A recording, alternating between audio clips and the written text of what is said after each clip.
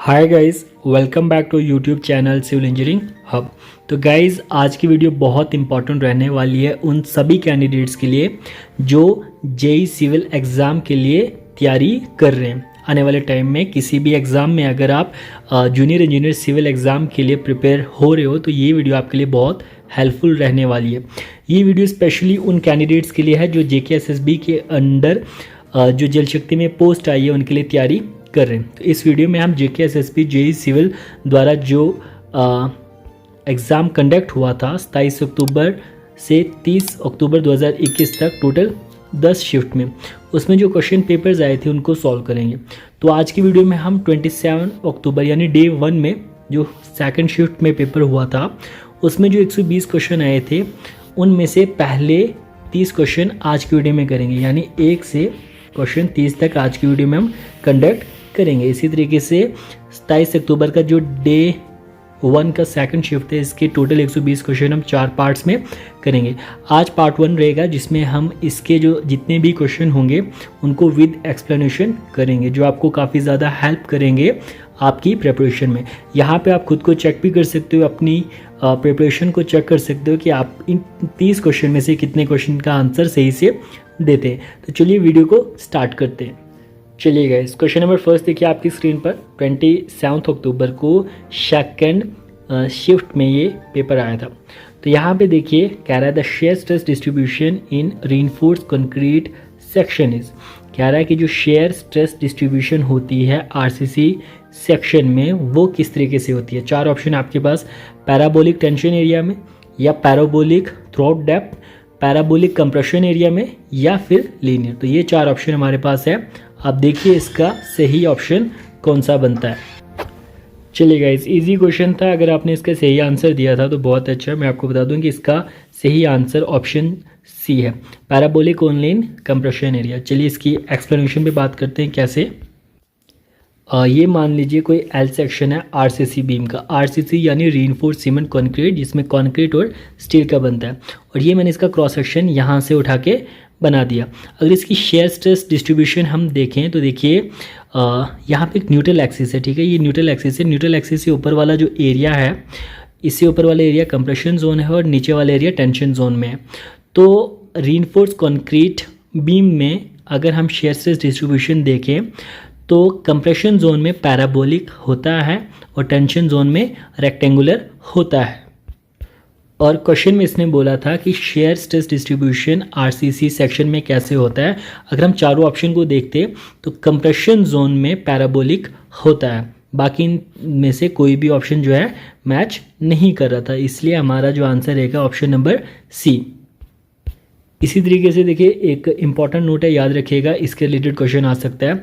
इन homogeneous section यानी rectangular section of concrete share stress distribution is parabolic throughout the depth. यानी अगर beam हमारा जो है वो सिर्फ पीसीसी का, प्लान सीमेंट कंक्रीट का, होमोजीनियस है, उसमें स्टील नहीं है, तो उसमें जब शेयर स्ट्रेस डिस्ट्रीब्यूशन बनेगा तो वो पैराबोलिक बनेगा थ्रूआउट डेप्थ, यानी उसमें रेक्टेंगुलर पार्ट नहीं आएगा। दूसरा नोट देखिए, in a rectangular reinforced concrete section the shape of shear stress distribution IS 456 के मुताबिक, तो मैंने आपको ऊपर बताया पैराबोलिक रहेगी न्यूट्रल एक्सिस से ऊपर और न्यूट्रल एक्सिस से नीचे टेंशन जोन में रेक्टेंगुलर रहेगी शेयर स्ट्रेस डिस्ट्रीब्यूशन। चलिए अब बात करते हैं क्वेश्चन नंबर 2 की। Which one of the following is incorrect for the condition to be satisfied in any network of pipes of distribution system. यानी ये कह रहा है कि नीचे दी गई 4 कंडीशन में से कौन सी कंडीशन जो है वो गलत है किसी भी network of pipes of distribution system में। यानी जितने भी डिस्ट्रीब्यूशन मेथड होते हैं पानी के, उन डिस्ट्रीब्यूशन मेथड में अगर ये 4 कंडीशन आपको दी जाए तो इनमें से कौन सी कंडीशन जो है वो सही नहीं है। चारों कंडीशंस को आप पढ़िए और इसके आंसर को बताने की कोशिश कीजिए। देखिए सबसे पहले कह रहा है कि किसी भी सिस्टम में जो लेआउट होता है उसमें मेंस, सब मेंस और ब्रांचेस कनेक्ट होती है एक दूसरे के साथ, जो कि बिल्कुल गलत है। मतलब किसी भी सिस्टम में मेंस, सब मेंस और ब्रांचेस को डायरेक्ट कनेक्ट नहीं किया जाता। ऑप्शन नंबर 2 को देखिए, Hazen William formula or Darcy Westergaard formula must be satisfied for flow in each pipe of the network. ये बिल्कुल ठीक है। तीसरा ऑप्शन पढ़ेंगे आप, ये भी ठीक है। चौथा ऑप्शन पढ़ेंगे, ये भी ठीक है। यानी इसका सही आंसर क्या बनेगा, ऑप्शन नंबर ए। इसके अलावा इंपॉर्टेंट नोट में देखिएगा, इन 4 जो यहाँ पे मैंने पॉइंट दिए इन पे क्वेश्चन काफ़ी बार आता है एसएससी जेई में, और चांसेस है जीके एसएसबी में भी आ सकते हैं। देखो वाटर को डिस्ट्रीब्यूट करने के 4 मेथड्स होते हैं। The first one is radial method. देखो रेडियल मेथड में जो पानी है वो कन्वे किया जाता है टुवर्ड द आउटर पेरिफेरी। तो कई बार क्वेश्चन आता है कि कौन सा मेथड वाटर फ्लो करता है टुवर्ड द आउटर पेरिफेरी, तो वो है रेडियल मेथड। दूसरे मेथड पे बात करेंगे डेड एंड सिस्टम। ये अनडेवलप्ड सिटीज़ में इस्तेमाल होता है। इससे ज़्यादा इस वक्त हम एक्सप्लेन नहीं कर सकते क्योंकि वीडियो बहुत ज़्यादा लंबी बनेगी। तीसरा मेथड है रिंग सिस्टम। ये सुइटेबल रहता है उन जगहों पे जो वेल प्लान्ड सिटीज़ है, वहाँ पे रिंग सिस्टम का इस्तेमाल किया जाता है वाटर डिस्ट्रीब्यूशन के लिए। चौथा है ग्रिड आयरन सिस्टम। तो ग्रिड आयरन सिस्टम उन सिटीज़ या टाउन्स में इस्तेमाल किया जाता है जहाँ पे रोड्स जो है रेक्टेंगुलर पैटर्न में हों। तो ये चारों ऑप्शन याद रखिएगा, बहुत इंपॉर्टेंट है। क्वेश्चन नंबर 3 को देखिए। The line which is the intersection of A level surface with the ground is called. कहता है वो लाइन जो इंटरसेक्शन होती है लेवल सरफेस के साथ ग्राउंड पर, वो कौन सी लाइन होती है। 4 ऑप्शन आपके पास, ट्राई कीजिए, इससे आपकी भी प्रैक्टिस होगी। Intersection line, topographic line, contour line, horizontal line. तो आप सोचिए इसका आंसर क्या होगा। तो इसका जो सही ऑप्शन है वो ऑप्शन नंबर सी यानी कंटोर लाइन। तो कंटोर लाइन क्या होती है। देखो कंटोर क्या होते हैं, ऐसे पॉइंट्स जिनका एलिवेशन सेम होता है। तो इन पॉइंट्स को जो लाइन ज्वाइन करती है उसको कंटोर लाइन कहते हैं। चलिए इसके रिलेटेड कुछ इंपॉर्टेंट पॉइंट्स पे बात करते हैं। देखो 4 तरह की लाइंस होती है, यहाँ पे आपको मैं बताता हूँ। मान लीजिए ये हमारी अर्थ सरफेस, जैसे मैंने यहाँ पे डायग्राम बनाई है। तो कोई भी लाइन जो अर्थ की ग्रेविटी फील्ड की तरफ आए उन्हें हम कहते हैं plum lines. Direction of lines of the earth gravity field, उसको प्लम लाइन कहते हैं। तो इसी प्लम लाइन के पैरेलल जो भी लाइंस होती है उन्हें हम वर्टिकल लाइन कहते हैं। और वर्टिकल लाइन के परपेंडिकुलर या प्लम लाइन के परपेंडिकुलर जो भी लाइन हो वो होती है हमारी लेवल लाइन, जैसे मैंने यहाँ पे लिखा है। इसके अलावा इस लेवल लाइन के टेंजेंट में जो भी लाइन हो उसे हम हॉरिजॉन्टल लाइन कहते हैं। देखिए जैसे ये लेवल लाइन है, यहाँ पे इस डायग्राम को देखिए, ये लेवल लाइन है, इसके टेंजेंट में जो ये लाइन है ये हमारी हॉरिजॉन्टल लाइन कहलाती है। तो आई होप कि इन चारों लाइंस के बीच का डिफरेंस आपको पता चल गया। क्वेश्चन नंबर 4 पे बात करते हैं। देखिए क्वेश्चन नंबर 4 क्या आया था। इन checking of quality of bituminous concrete following cost were include. देखो बिटुमिनस कॉन्क्रीट की क्वालिटी को चेक करने के लिए ये जो कॉस्ट है ये हुई। सबसे पहले प्रिवेंशन कॉस्ट जो कितनी लगी है 1000 रुपीज़, अप्रेजल कॉस्ट जो 1500 रुपये लगी, इंटरनल फेलियर कॉस्ट 2000 लगी, एक्सटर्नल फेलियर कॉस्ट 2500 लगी। इसके अलावा ये पूछ रहा था quality control cost, failure cost, quality cost कितनी हुई, इनकी वैल्यू कैलकुलेट करो। देखिए सबसे पहले इसने बोला था क्वालिटी कंट्रोल कॉस्ट। तो क्वालिटी कंट्रोल कॉस्ट को हम C1 रख देते हैं, मतलब फर्स्ट कॉस्ट। ये होती है प्रिवेंशन कॉस्ट और अप्रेजल कॉस्ट का सम। तो प्रिवेंशन कॉस्ट 1000 थी, अप्रेजल कॉस्ट 1500 थी, तो 2500 हो गया, यानी पहला ऑप्शन हमारा 2500। उसके बाद इसने बोला था फेलियर कॉस्ट। तो फेलियर कॉस्ट होती है इंटरनल फेलियर कॉस्ट और एक्सटर्नल फेलियर कॉस्ट के बराबर। तो यानी C2 जो फेलियर कॉस्ट है वो जाएगी 2000, इंटरनल फेलियर कॉस्ट ऑप्शन में देखिए क्वेश्चन में, और एक्सटर्नल फेलियर कॉस्ट ये 4500। तीसरा क्वालिटी कॉस्ट। तो क्वालिटी कॉस्ट होती है sum of prevention cost, appraisal cost, internal failure cost, external failure cost, इनको सम करेंगे तो 700 आएगा। तो यानी इसका सही ऑप्शन क्या हो जाएगा, इन तीनों को हम लिखेंगे जिस तरीके से पूछा था। ये हमारा quality control cost, failure cost और क्वालिटी कॉस्ट। क्वेश्चन नंबर 5 देखिए क्या आया था। The cost and pipes are. देखो इसने कॉस्ट एंड पाइप्स पूछा था और 4 ऑप्शन रखे थे। सबसे पहला ऑप्शन था और not used for water carrying. आप चारों ऑप्शन को देखिए। Are made of clay, are called as cylindrical type, but their patent name in India is Hume pipe. May have 2 types. One is ordinary sand molding and the other will be centrifugal processes. तो guys in चारों option में देखिए कौन सा cast and pipes को relate करता है। देखिए ऐसे आपकी प्रैक्टिस भी होगी अगर आप थोड़ा सोचेंगे कि इन चारों ऑप्शन में से कौन सा ऑप्शन सही है। तो इसका जो ऑप्शन डी है वो सही है। देखो कॉस्ट आयरन पाइप्स को पानी के इस्तेमाल में लाया जाता है, यानी ये गलत है। कॉस्ट आयरन पाइप क्ले की बनी होती है, बिल्कुल गलत। और cost iron pipe cylindrical type होती हैं, उनका पेटेंट नाम इंडिया में ह्यूम पाइप है। ह्यूम पाइप जो है वो अलग होती हैं, यानी कॉस्ट आयरन पाइप जो है वो 2 तरीके से बनती है, एक ऑर्डिनरी सैंड मोल्डिंग और दूसरा सेंट्रीफ्यूगल प्रोसेसेस। तो यानी जो ऑप्शन रिलेट कर रहा है कॉस्ट आयरन पाइप्स को वो डी है। इसके अलावा इंपॉर्टेंट नोट में देखिए, कॉस्ट आयरन पाइप जो है वो इस्तेमाल की जाती हैं वाटर सप्लाई के लिए। क्यों? क्योंकि इनके कुछ बेनिफिट्स है, जैसे corrosion resistant, durability, longer life span 80 से 100 साल, और इनको ज्वाइन करना ईजी होता है। इसके अलावा देखो, इनकी कास्टिंग दो तरीके से होती है, सेंट्रीफ्यूगल मेथड से और सैंड कास्टिंग से। तो ऑप्शन में इन्हीं दो को लेके पूछा गया था। चलिए नेक्स्ट क्वेश्चन को देखते हैं। क्वेश्चन नंबर 6 देखिए क्या पूछा था। इसमें कहा गया कि अगर पैरामीटर टाइम से कम है तो डिस्चार्ज पे क्या फ़र्क पड़ेगा। 4 ऑप्शन दिए गए थे। तो देखिए इसका आंसर मुझे भी नहीं आया, क्योंकि मुझे पैरामीटर और टाइम के रिलेशन से डिस्चार्ज का पता नहीं चला। अगर आप इसका आंसर जानते हैं तो प्लीज़ एक्सप्लेनेशन के साथ कमेंट बॉक्स में आप डिटेल दीजिएगा इसकी।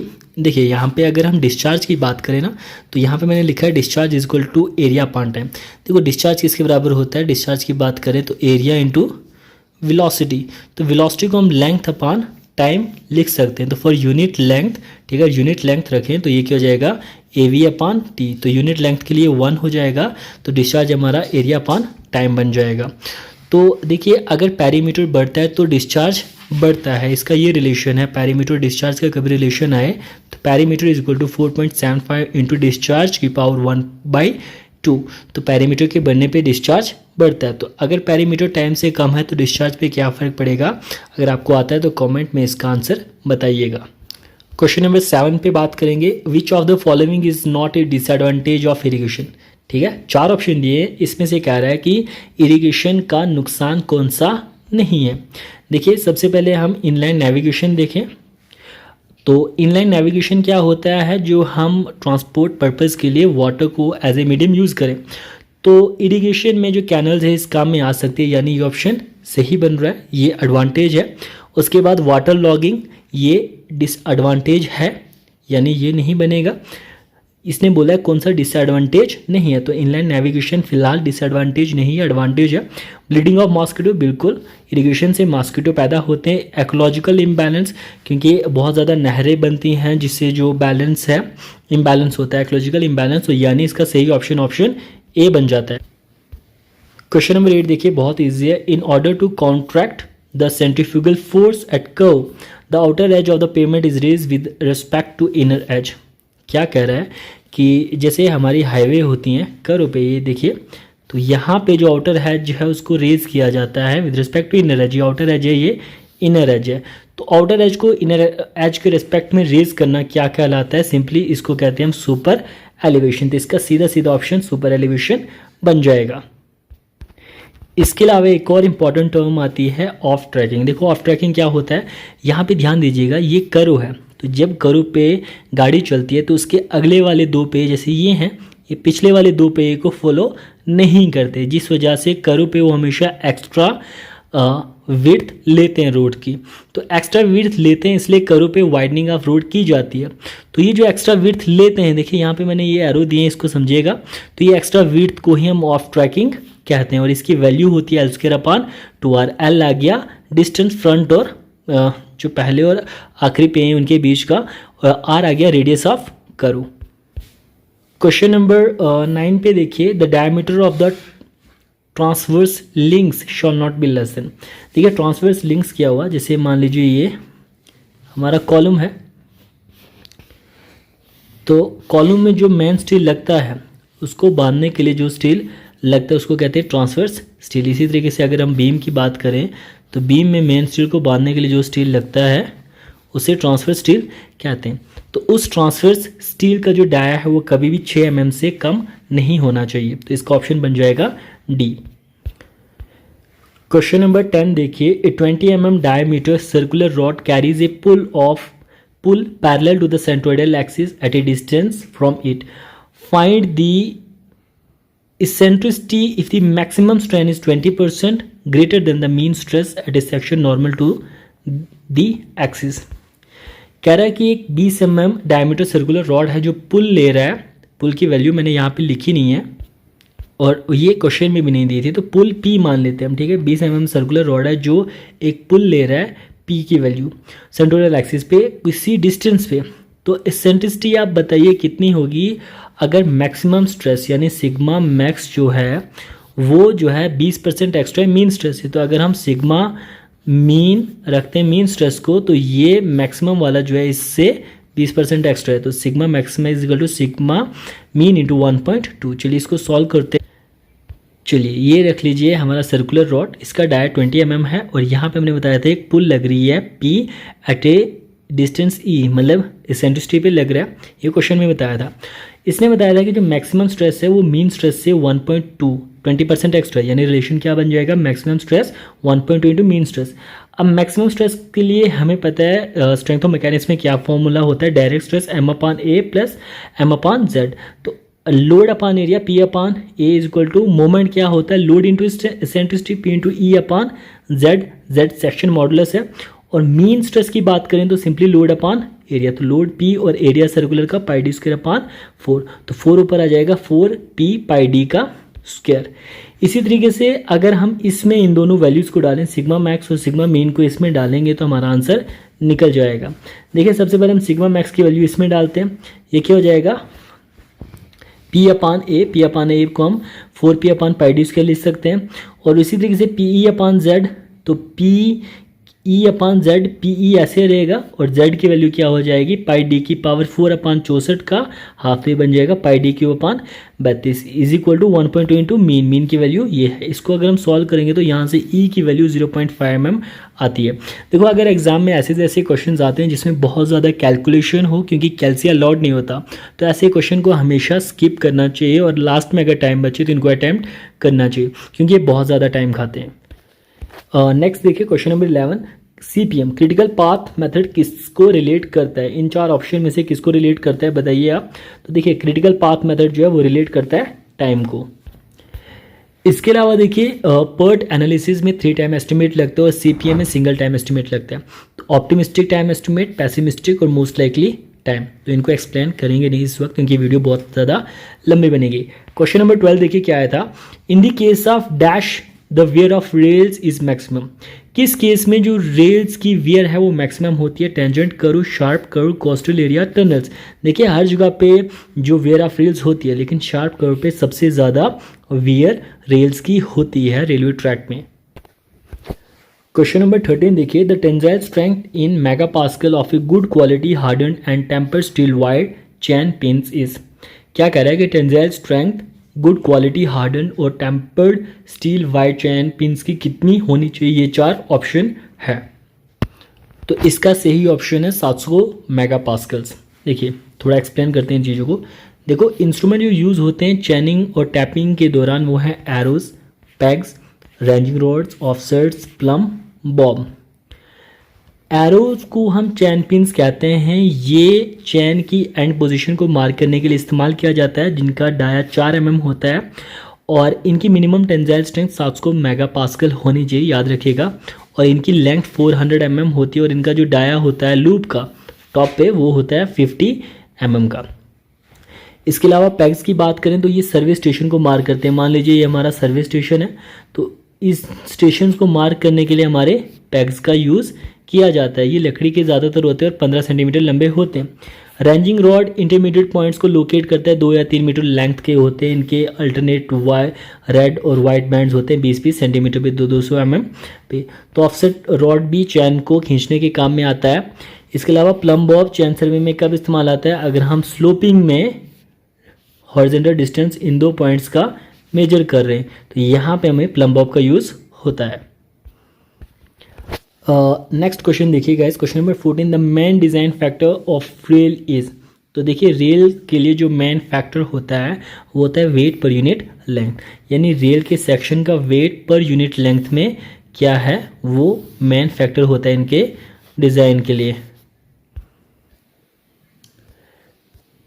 क्वेश्चन नंबर 15 देखिए, dash similarity refers to similarity of forces.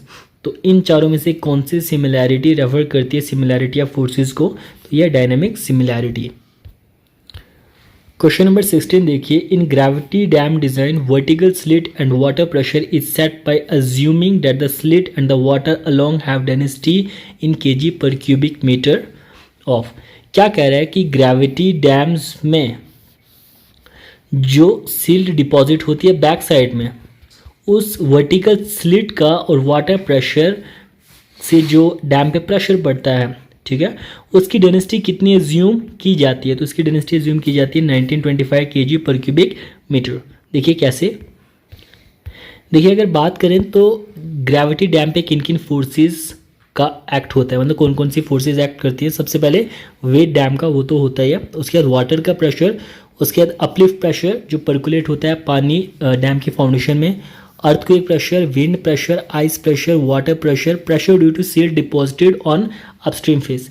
देखो अभी इन सबको अगर हम एक्सप्लेन करें तो बहुत ज़्यादा टाइम लग जाएगा और इससे हम सभी क्वेश्चंस को सॉल्व भी नहीं कर पाएंगे। अब हमारा रिलेशन है पॉइंट 8 से, जो सिल्ट डिपॉजिट होती है अपस्ट्रीम फेस में, उससे क्या क्या प्रेशर पड़ता है। देखो according to IS 651-1972 the silt pressure and water pressure exist together in submerged silt. तो सिल्ट प्रेशर और पानी का प्रेशर सबमर्ज्ड सिल्ट में एक साथ डैम की बॉडी पे पड़ता है। अगर हॉरिजेंटल स्लिट और वाटर प्रेशर को कंसिडर करें तो 1360 kg per cubic metre density बनती है इस मटेरियल की। अगर वर्टिकल स्लिट और वाटर प्रेशर को कंसिडर करें तो 1925 kg पर क्यूबिक मीटर। यानी अगर अगली बार क्वेश्चन आए जहां पे वर्टिकल स्लिट की जगह हॉरिजॉन्टल स्लिट होता तो इसका ऑप्शन सही होता 1360 kg per cubic metre. Question number 17 देखिए, dash states that when a material is loaded within elastic limit the stress is proportional to the strength produced by the stress.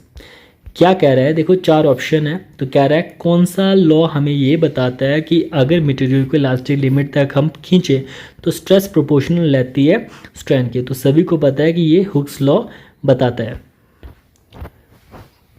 Question number 18 देखिए, ये भी ऐसा question है जो काफ़ी ज़्यादा time consume करेगा।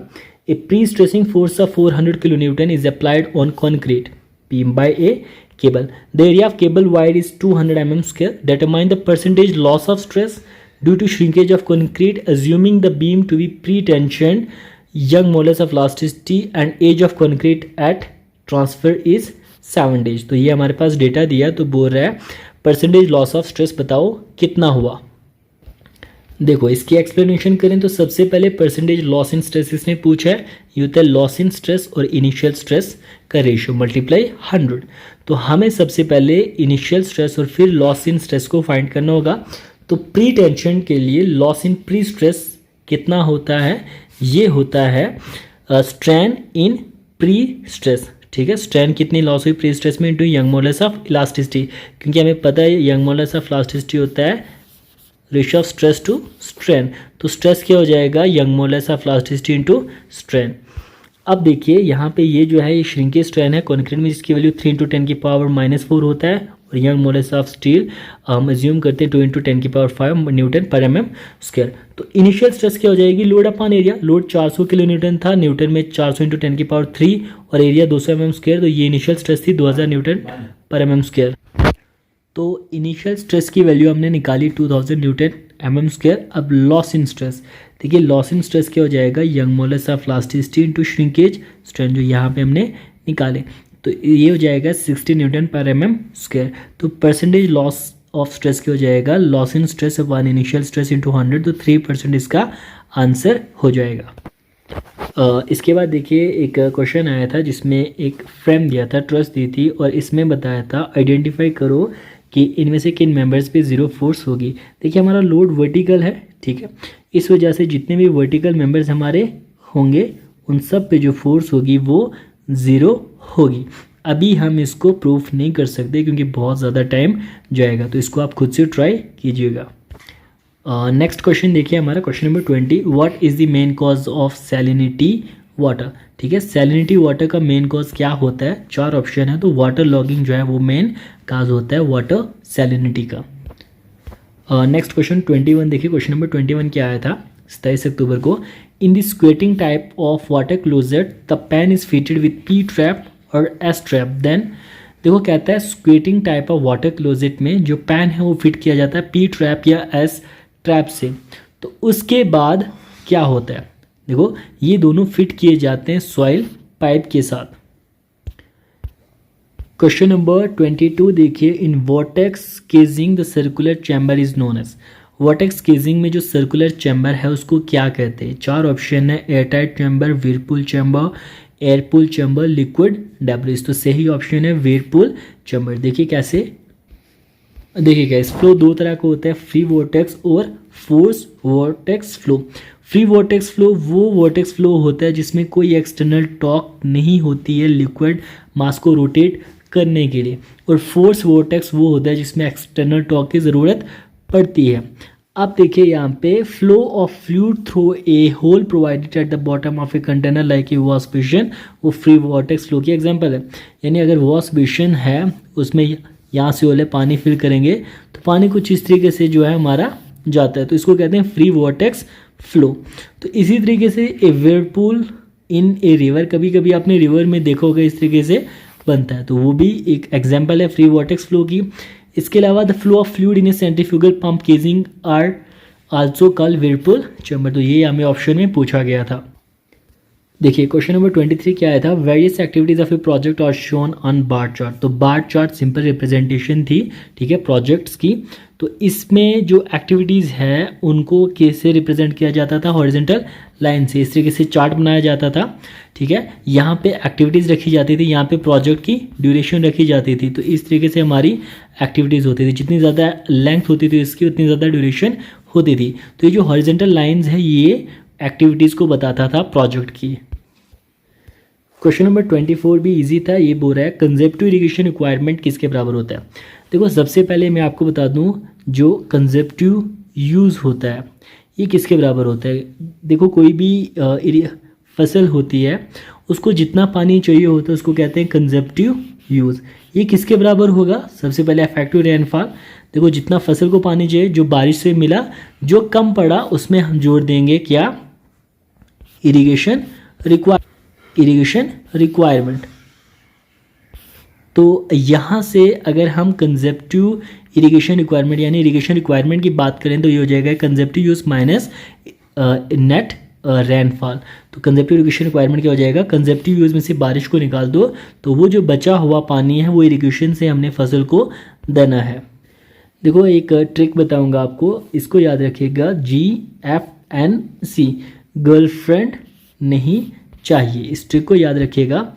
इससे होगा क्या, देखो gross irrigation requirement, field irrigation requirement, net irrigation requirement, consumptive irrigation requirement. सबसे ज़्यादा पानी की ज़रूरत जो होती है ग्रॉस इरिगेशन रिक्वायरमेंट के लिए, उससे कम फील्ड इरिगेशन रिक्वायरमेंट, उससे कम नेट इरिगेशन रिक्वायरमेंट और सबसे कम कंजेप्टिव इरिगेशन रिक्वायरमेंट, वो पार्ट जो हमें खुद से जो फसल है उसको पानी प्रोवाइड करना चाहिए। एक्स्ट्रा क्वेश्चन आपको कराता हूँ, कई बार ऐसे क्वेश्चन आता है कि consumptive irrigation requirement, net irrigation requirement, field irrigation requirement और ग्रॉस इरिगेशन रिक्वायरमेंट के बीच क्या रिलेशन है। तो गर्लफ्रेंड नहीं चाहिए, ऐसे याद रखिए, GFNC। तो यहाँ से आपका आंसर निकल जाएगा। कंजेप्टिव इरिगेशन रिक्वायरमेंट मैंने आपको बताया कि वो पार्ट जो हमें इरिगेशन के थ्रू फसल को देना है। तो ये किसके बराबर होगा, टोटल कंजेप्टिव यूज माइनस जो बारिश हुई।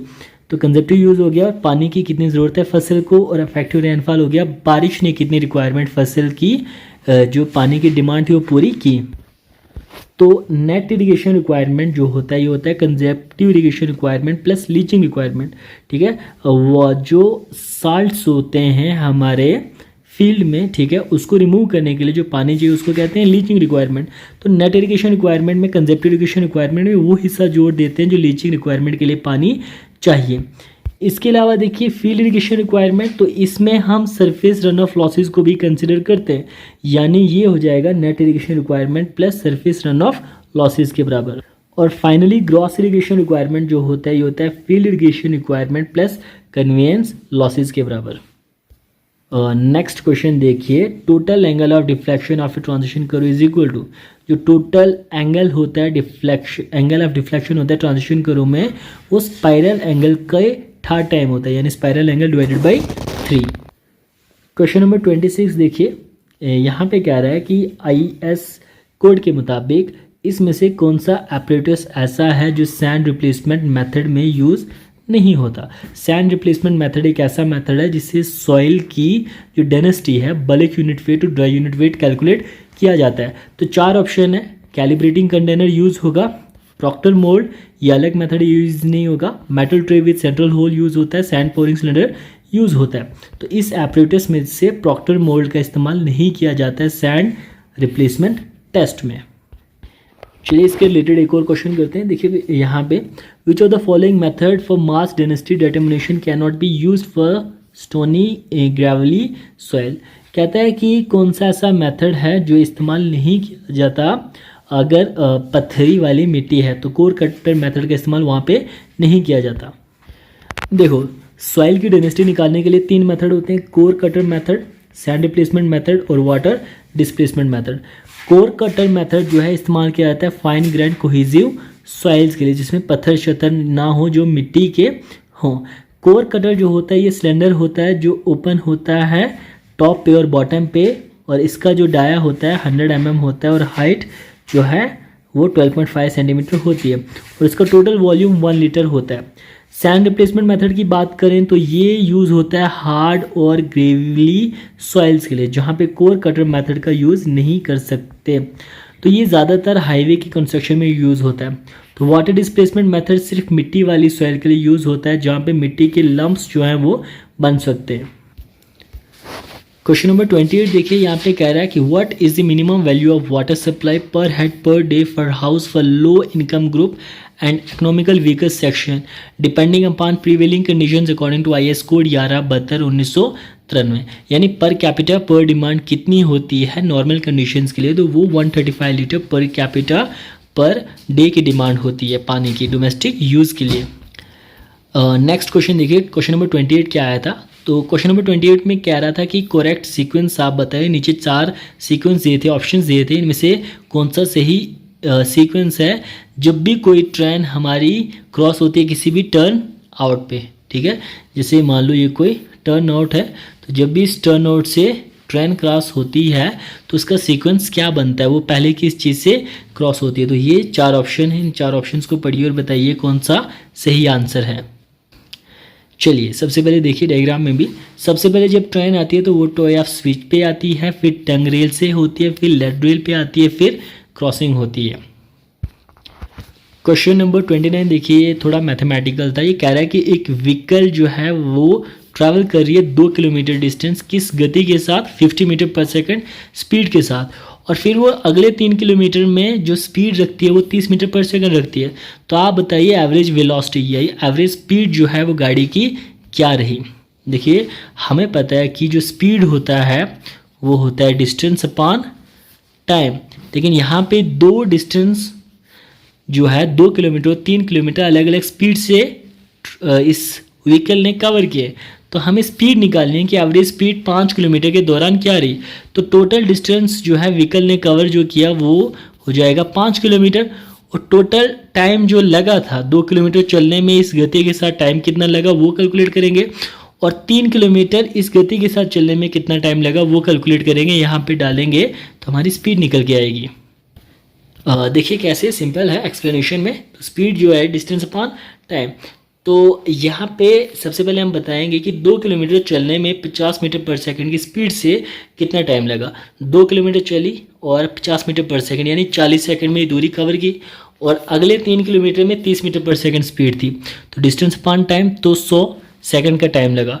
तो टोटल 5 किलोमीटर चलने के लिए जो टाइम लगा वो 140 सेकंड लगा। तो अब स्पीड क्या होगी, स्पीड हो जाएगा डिस्टेंस अपॉन टाइम, तो 36 मीटर पर सेकंड। क्वेश्चन नंबर लास्ट देखिए आज की वीडियो का, in potential function rotational component is. देखो फ्लूइड का ये जो टॉपिक है मैंने खुद भी छोड़ा हुआ था, इसको मैंने अच्छे से पढ़ा नहीं, तो इसका जो ऑप्शन है वो सही है 1/2 टाइम्स वॉटिसिटी। तो ऐसे ही हम अगली वीडियो में नेक्स्ट 30 क्वेश्चन करेंगे, इससे आपकी जो प्रिपरेशन है वो और स्ट्रॉन्ग होगी।